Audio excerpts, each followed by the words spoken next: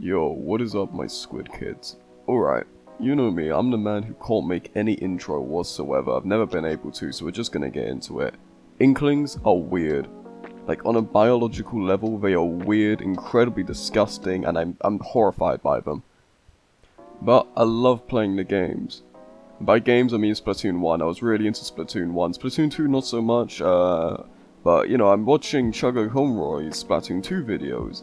And as I was watching one of the more later ones, the Explosion one, if you're that interested in knowing, it takes a little look around specific areas of the maps just to show you the neat little details in the design of each of the said maps, you know. And neat little details they were, because in this one specific thing that he showed off, absolutely destroyed my fragile little chemical mind. As soon as I saw it, I got up, hopped out of bed, and went on Twitter to explain why I'd understood, like not theorized, but understood about the implications of Inkling biology from this bit he showed off. And putting it as simply as I can, these creatures are weird, very weird, and one could even say ew. Forgive me if this video seems a little bit cluttered or unstructured or anything, because I delve very deep into like the genetic nature of the Inkling. And also, I like theorize, or not really theorize, but like, I bring up the implications of what the DNA in the Inkling world might actually mean to like the Inkling creatures themselves. And I'll be using a few words that many people probably haven't heard before. So, I will define them later on, some of them, but if there's some other words which you've never heard of before and you don't know what I'm talking about, I'm sorry. Like, Google's your friend. Yeah. Okay, let's get into it. So I'm sure you're wondering to yourself, what is this thing that Chuggaaconroy showed off? Well, as Chugga was looking around Shellendorf Institute, a section is shown off involving multiple double helices. Double helix, like, you know what a double helix is, right? That's DNA. Oh, okay, cool, got that. Anyways, yeah, it shows off multiple double helices, along with a little square picture with a headphone, like a squid with some headphones on it. Seeing as this is a museum, this could either mean an audio guide label, which is in most museums, or it could be showing like a squid listening to headphones. I'm more into the theory of the second one. My friends said like it could be the first one, but I'm thinking more of the second one. So yeah, a squid's listening to music on headphones. Whoop-de-doo, what does that mean? What's the implications of this? Why does this matter? Well, in Splatoon 1, Sunken Scroll has the words etched onto it saying that Inklings are supposed to have the song and dance with calamari incantation carved into their DNA. That's probably meant as a metaphor, but it does hint that maybe music actually does something to the Inklings. In my mind, I'm thinking the music actually does change the DNA of the Inklings, or at least songs like Calamari Incantation do, because like, think about our main man Craig over here. He breaks out of the ropes in Splatoon 1 when the incantation first starts playing in the final boss. But he doesn't do it in Octo Expansion because there is no incantation. It's Dead Fish's, what's it called? Splat Attack. I fully haven't listened to the music from Octo Expansion in a long while. I'm very surprised I can remember it was Dead Fish who even made that song, let alone the song that it was. Anyways, that's getting out of topic. The point is, you know, in Octo Expansion, there is no calamari incantation, so he isn't getting any strength, there's nothing's happening to him, you know, he's still getting, like, trapped up in them ropes. So, what we can assume from this is that incantation may give some sort of power, right? I know there's a theory about this, I haven't read it, I don't really look at any of that stuff, but people told me about it, I should probably have maybe looked at it, but the point is, the name incantation is a pun on the word incantation, which is a series of spells, like magic words, which you cannot sing it, or you can say it, or you can do whatever you want, but the point is, some sort of magical ability is going to happen if you know, recite the incantation. So maybe when Calamari Incantation is being sung, it will do some enhanced strength or something along those lines to Craig, where he gets like big powerful muscles and all that. Music and sounds and, you know, what I'm saying to you right now, for example, all is traversed through vibrations, right? I'm pretty sure that's how it works, at least. Like, I'm a biologist, not a physicist. I looked up some things on Google, so I'm pretty sure that's right, but just correct me if that's not exactly how sound travels throughout the world. But yeah, so what I'm thinking, right, is perhaps the specific vibration of the song The Calamari Incantation activates a cell receptor. So there's like some sort of receptor on the cell of the Inkling, right? Like the Inkling's muscle cells, there's a cell receptor there. The vibration from the music is the ligand to that receptor. It gets recognized, and from that it would release a hormone such as adrenaline. That's not how you say that word. Adrenaline. And you know what adrenaline is, you know what it does. I'm pretty sure everyone gets that, so yeah. Or perhaps it releases norepinephrine. That's a very hard word to say, forgive me if that's not actually how you pronounce it, but what it is it's the hormone responsible for the flight or fight response. So yeah, what I'm thinking is when the ligand, i.e. the music, is recognized by the cell receptors on the Inkling, that it actually builds up these two hormones, or maybe one of the hormones or the other, and it would actually result in something called hysterical strength being, well, I guess activate. I don't know how you say that. Basically, there's a thing in human bodies, right, where it allows humans to lift a lot more weight than they would normally be able to otherwise, and they do this with what scientists theorize to be a large build-up of adrenaline or norepinephrine. This is called hysterical strength, so I'm assuming maybe the same thing will happen here with Inklings. So when the Calamari Incantation is sung, this causes a build-up of these two hormones, and it activates the hysterical strength response in the Inklings. This would make the Inklings more physically stronger, yeah, that's a real word, stronger, and it would kind of line up with what happens in game. Like, think back to Splatoon 1, okay? When the Calamari Incantation is sung, the final boss, literally nothing happens to your player character. Nothing happens to Agent 3. The Inkling's movement capabilities are the same as they were before the song was sung. Like, you know, they run, they jump, they splat things, you know, same amount as they did before. And that's fine, that makes sense, you know, you're not lifting anything, you're not trying out your little Inkling arms to destroy something, you're not punching someone like Punch-Out or anything like that. The only person who's using their arms for like some big strength movements is Craig. You know, he's trapped by the ropes and he's trying to break out, and when he hears the heavenly melody, as he puts it, that requires a lot of strength to overcome and break, because he's a 28-year-old Inkling, you know, that's an old man. He's got to be able to have some sort of boost, and I'm assuming that this is what's happening. So, yeah. Moving on, we're actually going to go into like the actual DNA part of it now. That was just my little thing there. See, like I said, this is going to be a very very cluttered video. I'm sorry for any of you who are watching this. I promise I make good content. I'm just a biological loser. Please have fun. Anyways, yeah, moving on. Disregarding the fact that obviously the double helix showing off in Shellendorf Institute is like, you know, Inkling DNA. It means that Inklings and Oxlings most likely still follow the central dogma. If you don't know what that is, that means that DNA replicates into DNA, which makes RNA, which makes a protein. That doesn't change the fact that these DNA molecules are disgustingly weird. They make me want to throw up when I look at them. Let's see why, shall we? Let's do it. Right, okay. Game file time. Right. In the files of the game, the DNA has its own section labeled Ika DNA. Ika is Japanese for squid. Is it, like, I don't actually know how to pronounce that properly. It is Ika, I'm pretty sure. Yeah, okay, I just looked it up. It is Ika. I was thinking, like, Ika Musume, like, if any of you know that anime. That anime was the GOAT back when, like, I don't even remember when I watched it. I was probably, like, 12 or something. Probably even younger. I don't even know. Point is, yeah, Ika is Japanese for squid. We can assume that this is meaning that the DNA shown on Shellendorf Institute is actually Inkling DNA. It's clearly not actual squid DNA, because trust me, if that was, like, real squid DNA, it looks nothing like real squid DNA, okay?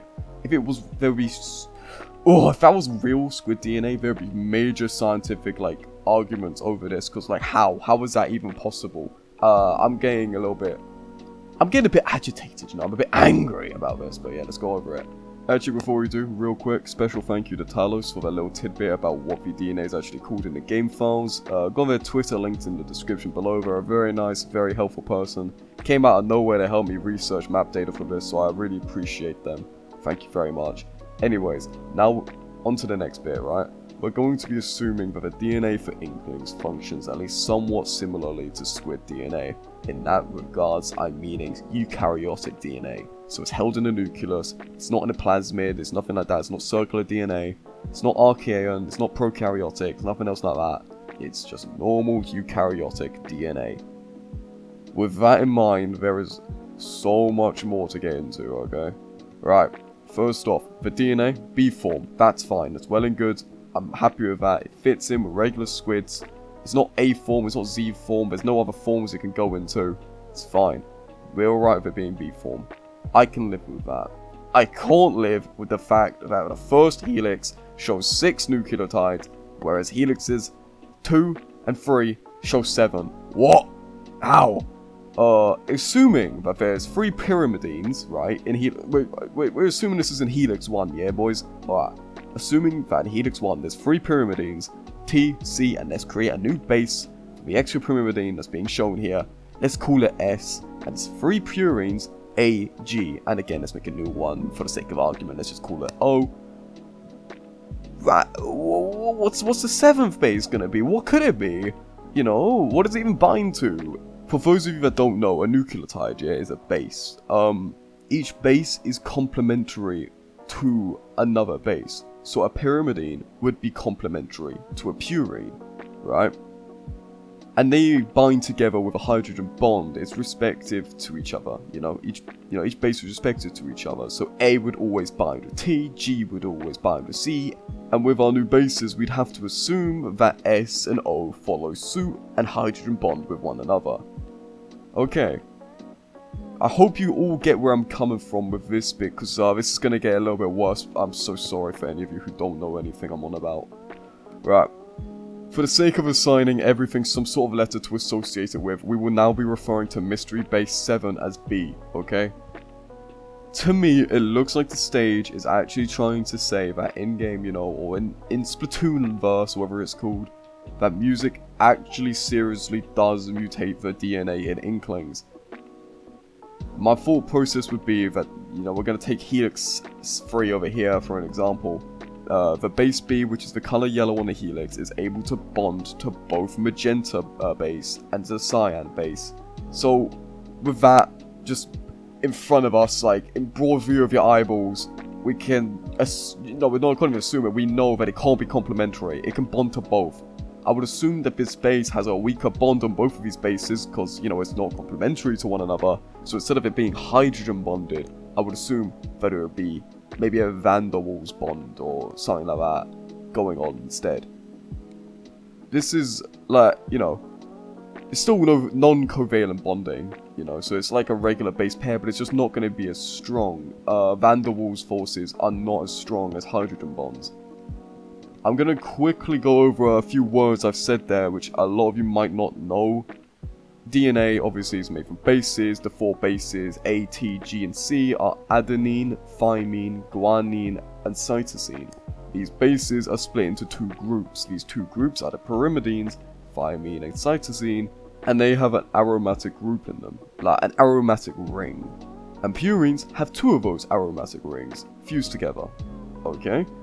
Non-covalent bonding is where a base, or anything else really, takes the entire electron. It doesn't interact with the electron of an opposing atom, they don't share it. It's just, they're just taking the entire thing. They're very selfish, or they're just not even having it at all.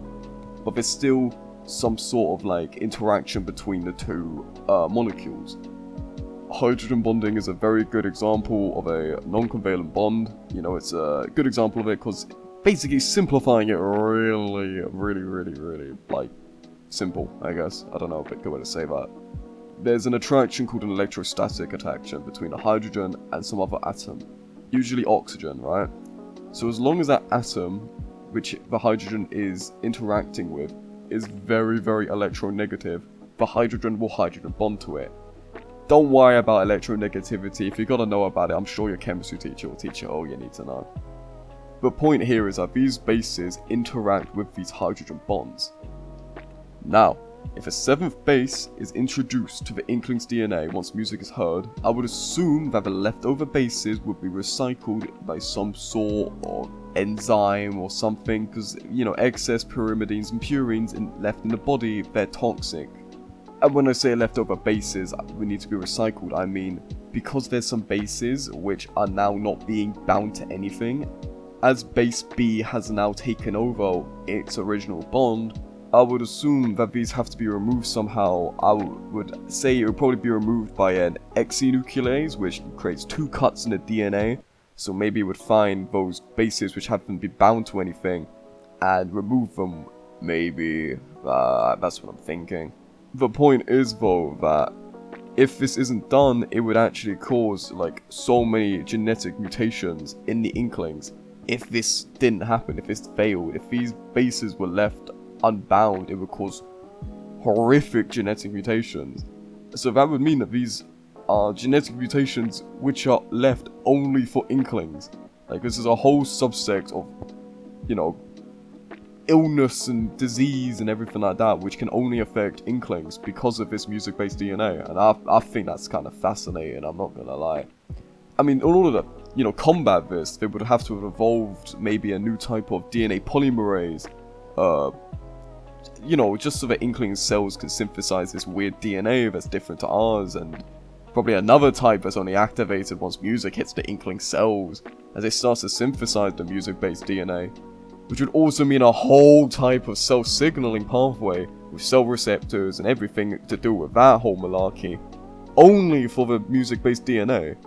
So these cell receptors would only respond to specific vibrations instead of a ligand attaching to the receptor, like say in Sonic Hedgehog signaling, where that does happen. Oh yeah, you guys probably don't know. Yeah, Sonic Hedgehog, that's a real thing in your body. Yeah, that's a whole signaling pathway, it's a whole thing. I kind of wish I knew more about it, but I don't. I should probably research it at some point, because it does interest me. But yeah, no, Sonic Hedgehog, that's a whole thing. Requires cholesterol, actually. This is unscripted, by the way, it's just some things I do know about it. What's weird is as soon as it's synthesized, it immediately auto-cleaves itself. So, like, as soon as it gets created, the protein Sonic Hedgehog immediately cuts itself in half, so that cholesterol can attach to it, so that it can then go in the cell membrane. I don't know why it does that. I'm sure some guy who's actually really smart at science can probably tell you, but this is just what I know. So yeah.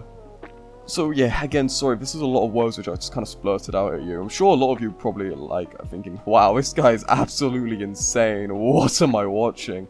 But, you know, some of these words you might not understand, I'm sorry if you don't, but I'll try and break down what I've just said into steps, so it might be easier to imagine what's happening in your head. Step 1, the Inkling is chilling, he's vibing, he's having a great old time, minding his own business, just enjoying life. Step 2, the Squid Sisters, they pop out of nowhere and start singing a calamari incantation. The music, the sound, the vibrations from that, then, you know, traverse through the air. Now, step 3, the Inkling cells have evolved to have receptors on the cell surface that react solely to vibrations. I would imagine these receptors are specific for its ligand, just like most other receptors. In this case, these music vibration receptors, as I'm going to call them from this point onward, would probably be specific for the calamari incantation's vibrations. So when the vibrations from the calamari incantation go towards the Inkling and it hits them and the cell receptors are being activated, this leads on to step 4. Now, step 4, the signal activates the receptor, yada yada yada, as I just said. It would presumably cause a transcription factor to enter the nucleus and activate a gene or multiple genes. Step 5. I'm gonna get very technical here, I'm sorry. Each of these now activated genes will code for something. What I imagine would be happening here is on the lagging strand of the DNA during DNA synthesis, when the ligase tries to steal in the Okazaki fragments. This is what's probably changing. I'd imagine a now musically activated gene creates the new music DNA ligase that seals the Okazaki fragments with B bases if it's applicable. So say the B base can bond to purines, it'll drop a B base where a purine is on the complementary strand. While this is happening, or maybe after it's happened, I'd imagine the oxynuclease would then go onto the complementary strand and remove any bases that haven't been hydrogen bonded to, or bonded to at all. After all this is done, I'd imagine that then the Inkling now has a new DNA form. how lovely, and they can express something. I don't know what. Something's probably gonna happen. Maybe that's when he gets that, you know, super strength. I've forgotten the word I used for it. I did look it up. I've forgotten it now though. But you remember, I'm sure you will remember. Hyper strength. Woo. If I was going to refer to this again, I'm not going to, but if I was, I would have totally referred to it as like the Cray Cuttlefish, like Grand Slammer or something. Like the catastrophic Cray Cuttlefish moment. Something like that, you know, something cool, something alliteration. Anyways, when, you know, after a while the music's gotta stop, right? You know, you can't keep singing forever. So what I'm assuming is probably gonna happen, right? I'm doing a lot of assuming. I'm sorry, I just assume a lot because, like, the implications in all this beautiful stuff. I mean, considering that this is in Shellendorf Institute, I'm pretty sure that the boys over there in the biological department of Shellendorf are probably doing the exact same thing as me and making these conclusions up based on what we know. Yeah, but obviously, yeah, the music, it's gotta stop at some point, right? So how's, you know, it's gonna probably revert back to the first helix, yeah? Okay, you're understanding where I'm coming from. I'm loving this. Alright, great. So what happens? Like I said, I'm gonna assume again, big cockroaches out here with the assumptions. But yes, so what's probably gonna happen is this. See, in our regular DNA, there's a mutation where cytosine turns into uracil. This is a problem because uracil usually bonds to adenine, so it's going to be left opposite a guanine, which is not a complementary base pair.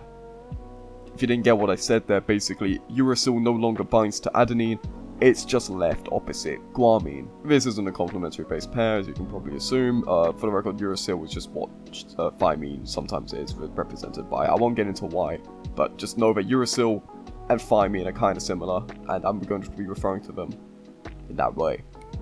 This mutation of cytosine into uracil happens due to a type of deamination. If I'm not mistaken, it's a nucleophilic attack, which replaces an amine group with water. If I'm wrong on that, please forgive me and correct me if you know. Usually there's an enzyme that fixes this deamination mistake, such as uracil DNA glycosylase, which removes the uracil, and then DNA polymerase reinserts the complementary base pairs, and DNA ligase seals it shut. This is a really bad explanation of it. Basically all you need to know is that if uracil is in a place it shouldn't be, it gets removed. So in Inklings, once the music stops, they don't want this, you know, B base to be forming anymore in the DNA. So I say maybe when a gene is not expressed and there's no music, there's another gene that is expressed, produces Inkling DNA glycosylase, which would be synthesized and removes the B base from the DNA. And they'll just be floating around there seeing if any B bases form and removing them. So yeah, I'm just thinking something like that probably happens in Inklings. When the B base is arisen and it's not being removed, it bonds to two other bases. And that does something, you know, it creates the Cray cataclysms. Woo. Yeah, I'm just explaining weird biology bits at this point now, but you're kind of getting what I'm saying. I think that essentially Inkling DNA gets formed to have some really weird 7th extra base when the Calamari incantation is sung. That makes no sense. I don't know why it does that, but it apparently, maybe, I don't know why it does that, but it seems to give hysterical strength by up-regulating the amount of hormones produced in the Inkling's body. That's very weird. There's probably more things that's happening because it's literally changing the DNA itself. But yes, that's cool. I mean, I think it's pretty cool. I mean, if you watch the rest of this video, you probably think it's pretty cool as well. Yeah, that's all I got. You like the Nintendo Classic Splatoon? Then please watch Chuggaaconroy's Splatoon 2 videos. They are wow amazing. I love this man. He's been the reason I even watch YouTube. Been watching him since 2009. Incredible dude. Put so much thought and effort into each of his videos, and in my humble opinion, the best YouTuber there's ever been. And also thanks for Rassicas. This Don's been creating and keeping me entertained for the past few months. Got me back into Splatoon actually. And by that I mean I loaded up Splatoon 2 again since the Final Fest. I haven't played it since then. I only had one game, but you know. Thanks Rassicas. What a legend. Go give their content Go give their content a watch. if you care more about the historical aspect and lore of Splatoon and not the biological. And again, many thank you to Talos. Twitter link's in the description, give him a follow. Yeah, that's all. Subscribe to my Twitch, my YouTube, join my Discord, and my OnlyFans.